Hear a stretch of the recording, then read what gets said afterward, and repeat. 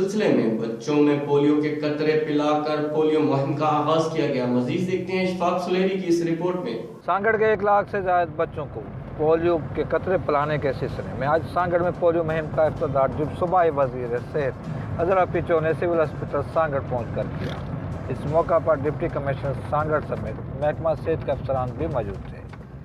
صوبائی وزیر نے بچوں میں پولیو کے قطرے پلائے۔ اس موقع پر صوبائی وزیر کا کہنا تھا کہ صوبائی حکومت کوشش کر رہی ہے کہ سندھ سے پولیو کا خاتمہ ممکن ہو، لیکن ان کا کہنا تھا کہ وفاقی حکومت کو بھی چاہیے کہ وہ افغانستان سے آنے والے بچوں کو پولیو مہم میں شامل کریں۔ ان کا کہنا تھا کہ پولیو نہ پلانے والے والدین کو راضی کرنے کی کوششیں کی جا رہی ہیں کہ وہ بھی پولیو کے قطرے اپنے بچوں کو پلائیں۔ اس موقع پر میڈیا سے بات کرتے ہوئے صوبائی وزیر کا کہنا تھا، پولیو کے حوالے سے یہی کہوں گی کہ میں سب جتنے بھی والدین ہیں ان سے التجا کرتی ہوں کہ وہ اپنے بچوں کو 2 قطرے پلائیں اور اس بری مرض سے اپنے بچوں کو بچائیں، کیونکہ ابھی آپ دیکھ رہے ہیں حالت پاکستان کی کہ 100 سے زیادہ بچے ہو گئے ہیں پولیو کے مرض میں مبتلا جو ہیں، اور ہم چاہ رہے ہیں کہ ایک بھی بچہ جو ہے اگلے سال ایک بھی بچہ اس موذی مرض سے میں داخل نہ ہو اور اس کو اس کے لاحق نہ ہو یہ مرض، اور چاہتے ہیں کہ یہ جو ہے اس کا خاتمہ ہو جائے۔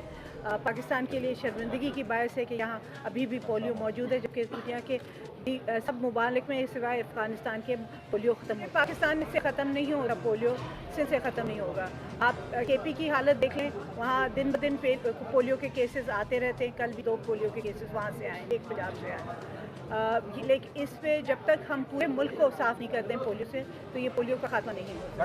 صحت عزرا پیچو کا کہنا تھا کہ جب تک پورے ملک سے پولیو کا خاتمہ ممکن نہیں ہوتا، سندھ سے پولیو کا خاتمہ ہونا ناممکن ہے۔